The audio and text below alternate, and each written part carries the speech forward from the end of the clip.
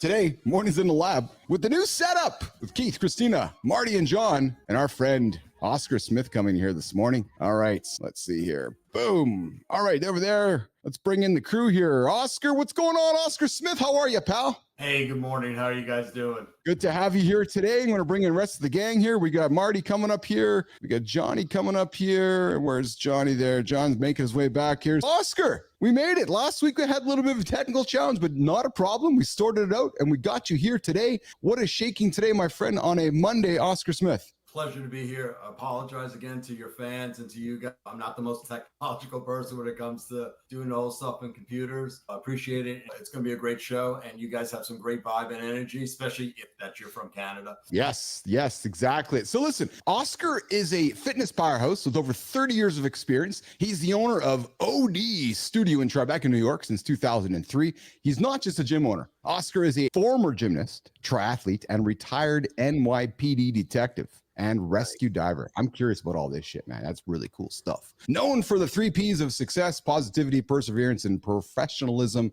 Oscar, did you steal that from the New York City the police department? I see they have on their, what is it, 3 Rs they have on the car? Anyways, his unique training system combines everything from strength training to kickboxing, helping clients unlock new levels of physical and mental performance. When he's not in the gym, Oscar is inspiring others as an author. Marty, he's an author, speaker, and entrepreneur, proving that fitness is a lifestyle, not just a routine. Oscar's here to join us today about career transition. Oscar, let's start with the MPD, man. You were a cop for the New York City Police Department. I am sure you got maybe 1 or 2 stories to tell us from that part of your life, Oscar. Yeah, I have quite a few. As we have a saying as cops is that you can't make this shit up. Some of the things we go through and see. It's quite interesting how people try and figure out how to do things on themselves before they have to call the police. Or the most stupidest stuff in the world is that I never get one call I had when I was on regular patrol, because every cop starts that. When you get out of the academy, you're all gun-ho, you're ready to change the world, and you get stupid stuff like, his dog bit my dog. You're like, what? Can't work that out yourself? You have to call the cops or something like that.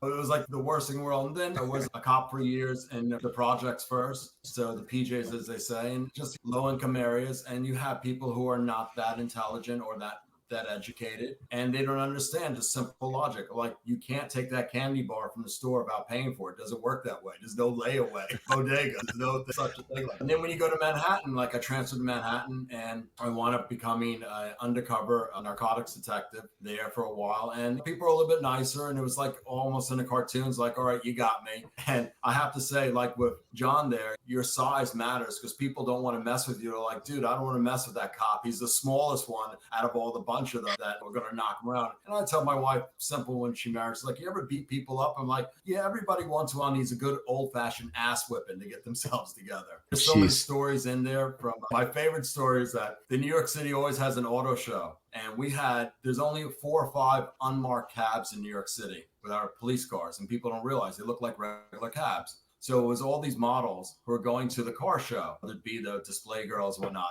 And my partner and I, Ronnie, we're sitting there on 7th Avenue, and we see this group of girls trying to get a cab. We pull up, we put the girls all in a cab, put the lights and sirens on, take them to Madison Square, to the Javits Center. And they're like, you guys are cops? You're like, yep. Like, where you going? Oh, we got to go to the auto show and do our display. We're like, great. And I wasn't single. My partner, Ronnie, is that single. I'm like, dude, Ronnie would take you and show you guys around. He would totally drop the ball. Dude, I set you up. There's no tomorrow. And you just totally just ruin everything every time.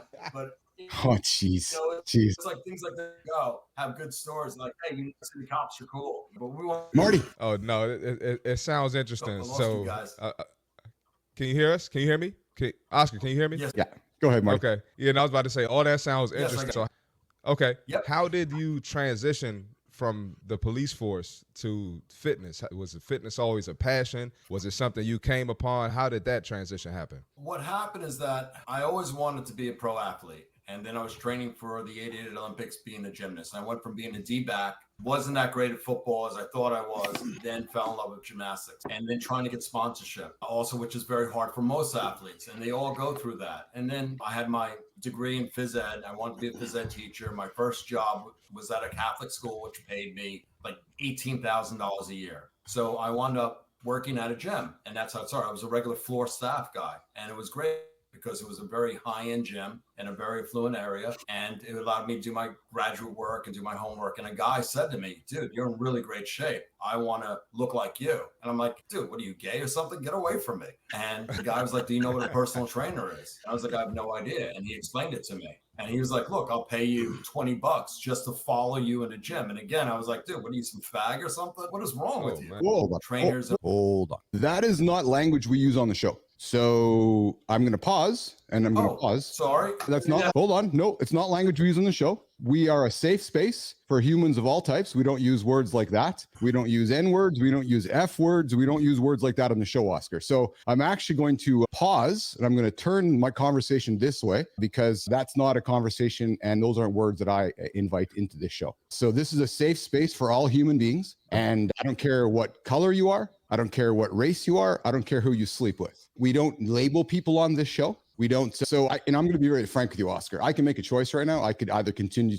with the show or I can end the show. I'm going to continue with the show because if I end it, then I'm like everybody else. But I'm going to continue the show out of respect for you and out of respect for curiosity in this conversation because I want to welcome dialogue, but I'm not going to tolerate language like this on our show. If that language shows up in the comments, I ban you. Okay. We're going to pause. We're going to slow it down. We're going to re-invite the conversation around curiosity because I'm just not going to have that in the show. This is a fun show. It's a humorous show. It's a show.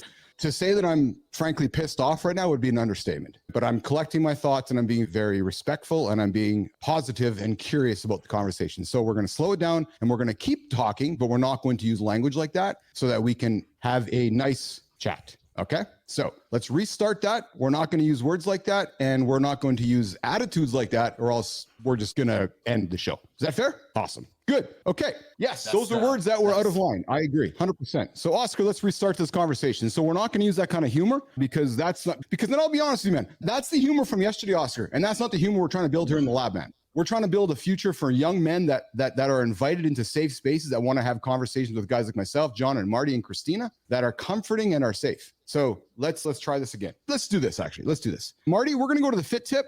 And then we're going to come back and we're going to have the conversation about career transitions. That's what we're going to do here. We're going to go to fit tip, Marty. We're going to do the fit tip, Jimmy. And then we're going to come back and we're going to continue the conversation about how we transition careers from the career we had to the career we're moving to. Because I know I've been through my transitions. I know Johnny's been through his transitions. Oscar's been through his transitions. Kristina's been through her transitions. So that's what we're going to focus on. So Marty, we're going to do the fit tip. And then we're going to roll back with career transitioning with Oscar Smith here coming up in 90 seconds. All right. Let's do that. We're going to do this. Let's rock and roll. Come on, man. Right. Let's go. Come on, man. Don't call it a comeback. Don't call it a comeback, Johnny.